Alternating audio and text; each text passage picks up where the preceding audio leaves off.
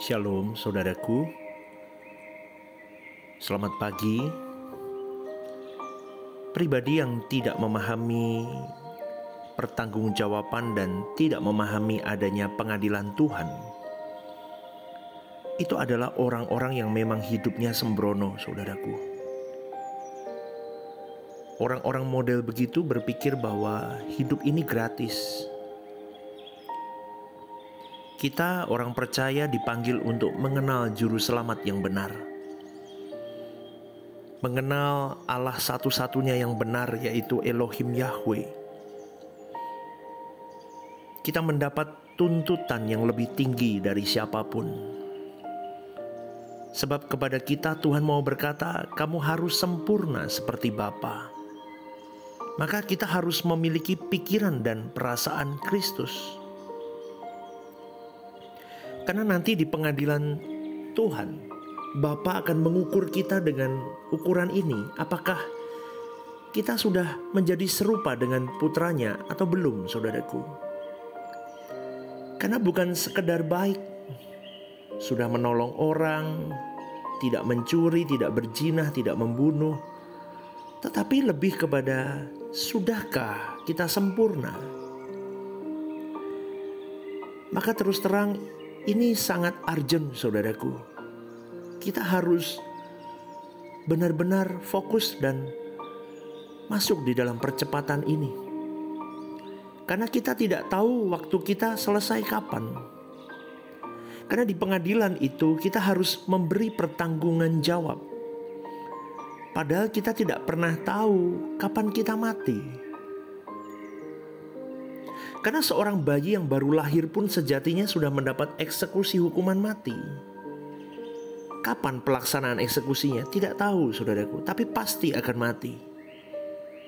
Maka ada bayi yang umur 8 hari pun meninggal, 3 bulan meninggal, 6 tahun meninggal, 30 tahun meninggal, 70 tahun meninggal. Tidak ada yang tahu, tetapi pasti akan mati. Maka saudaraku, kalau kita melihat ini, kita sudah menghabiskan tahun-tahun umur hidup kita dengan sembarangan, betul nggak? Kita sudah sembrono hidup. Maka kita mulai bertanya kembali di dalam perenungan kita kepada Tuhan, di dalam meditasi kita kepada Tuhan. Berapa banyak waktu ya yang sudah aku berikan untuk Tuhan? Itu harus ditanyakan tiap hari, saudaraku. Nanti jangan kaget kalau Tuhan mungkin berkata di dalam hati nuranimu, dia berkata, berapa banyak yang sudah kau berikan kepadaku, nak? Cintamu, perhatianmu, kasih sayangmu kepadaku, berapa banyak kau sudah berikan kepadaku? Kita bisa tercengang loh, saudaraku. Berapa banyak kesempatan yang kamu sudah kuberikan, nak?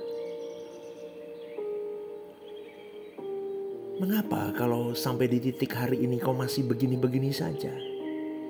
Kita bisa menangis loh, saudaraku, kalau Tuhan sampai benar-benar meletakkan pertanyaan itu kepada kita. Apalagi kalau kita tidak serupa dengan putra tunggalnya Yesus. Malah wajah batin kita mirip dengan dunia ini. Padahal yang Allah kehendaki adalah perubahan. Sampai kita serupa dengan Tuhan, bukan serupa dengan dunia. Maka firman Tuhan berkata, berubahlah oleh pembaharuan budimu, supaya kamu tidak serupa dengan dunia ini. Maka saudaraku, kita belajar yuk. Kita belajar berjuang dalam hari-hari hidup. Jangan memperhitungkan apa kata orang. Pernah saya berpikir begini, lebih baik aku jadi hewan yang hidup tanpa pertanggungjawaban daripada jadi manusia tapi hidup aku sembrono. Daripada hidupku suka-sukaku sendiri, mending aku jadi binatang daripada aku jadi manusia yang diberi kepercayaan oleh Tuhan, yang diberi keadaan yang mulia oleh Allah, tapi hidupku berantakan dan sembrono. Gak ada bedanya aku dengan binatang kalau aku jadi manusia tapi hidup sembarangan. Manusia lain boleh hidup sendiri, suka-suka sendiri. Tapi kalau kita sudah tahu kebenaran, kita harus hidup bukan suka-suka kita sendiri, tapi kita harus hidup suka-sukanya Tuhan dalam hidup kita. Jangan anggap sepele, saudaraku. inilah inti kekristenan yang benar. Bukan sekedar ke gereja, bukan sekedar melayani, bukan sekedar hidup, bukan sekedar menjalani hidup, dan bukan sekedar beragama. Apalagi hanya sekedar bertuhan, karena engkau sejatinya tidak bertuhan kalau hidupmu sembrono. Jelas ya saudaraku. Jadi pagi hari ini saya ingin rindu kalian semua mendengar ini. Karena kekristenan yang kita jalani itu adalah jalan hidup.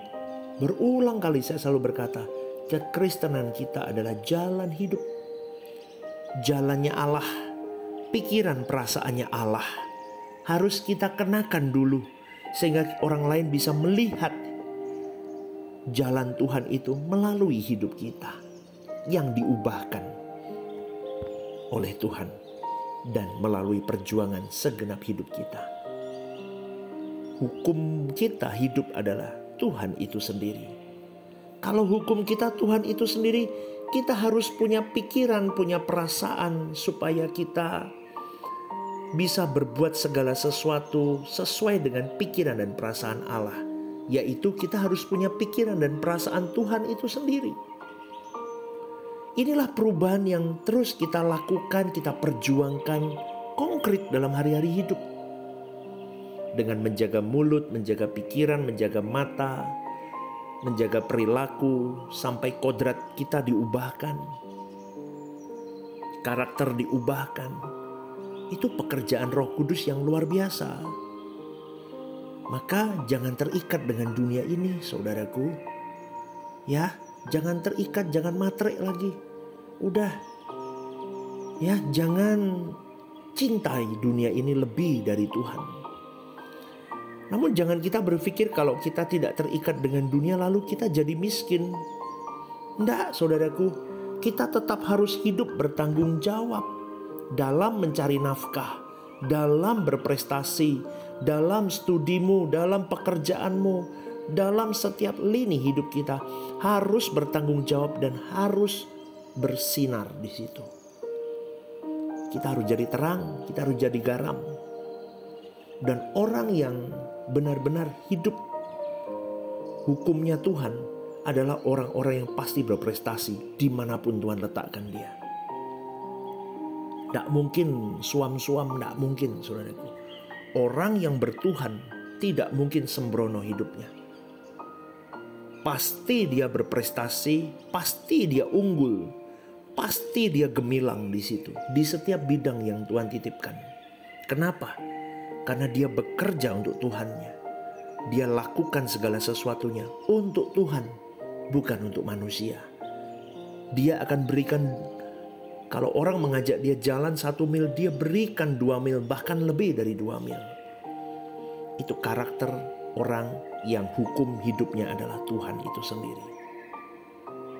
Jadi saudaraku, orang yang tenggelam bersama dengan Tuhan adalah orang yang tanggung jawab di dalam hidupnya. Dia tidak akan jadi beban untuk orang lain. Dia akan menjadi penolong untuk orang lain. Beda kan saudaraku? Ya, jadi Tuhan tidak akan pernah meninggalkan kita. Hanya satu yang kita perlukan, yaitu Tuhan.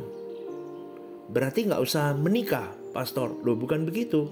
Kalaupun kita menikah, itu karena Tuhan menghendaki kita menikah.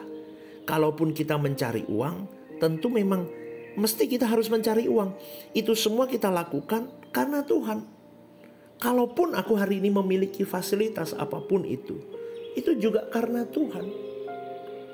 Jadi saudaraku yang dikasih oleh Tuhan, jangan sampai kita kehilangan kesempatan.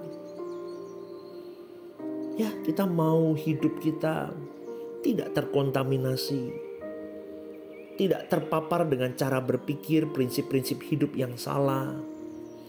Yang punya konsep, oh hidup ini gratis kok, udah jalani aja, mumpung sekali hidup. Hidup cuman sekali kok, udah hura-hura aja. Itu mengerikan saudaraku. Ya, dia tidak sadar siapa yang menciptakan dia. Dia tidak tahu untuk apa dia diciptakan. Makanya kita belajar yuk, apa alasan kita hidup. kehidupan ini adalah milik Tuhan, bukan milik kita. Tapi Tuhan mempercayakan kehidupan itu kepada kita. Di dalam kehidupan yang Tuhan percayakan ada hak dan kewajiban. Hak itu anugerah, tapi kewajiban juga anugerah, kita jalani. Jadi Tuhan memberikan kehidupan kepada kita untuk kita jalani. Tentu di dalam tatanan. Makanya kita belajar Alkitab. Bagi umat perjanjian baru, Alkitab itu tidak mengajari hukum. Isinya bukan dilarang ini, dilarang itu, boleh begini, boleh begitu. Ini halal, ini haram. Tidak, saudaraku. Yang diajarkan adalah pengertian-pengertian. Makanya orang tidak bisa mendengar khotbah hanya sekali. Kita ini bukan siapa-siapa, saudaraku. Coba kita pikir, jika Tuhan tidak menciptakan kita, kita mau jadi apa? Kalau bukan Tuhan yang mengadakan kita, kita tidak akan jadi apa-apa. Maka kita bersyukur dengan keadaan kita hari ini.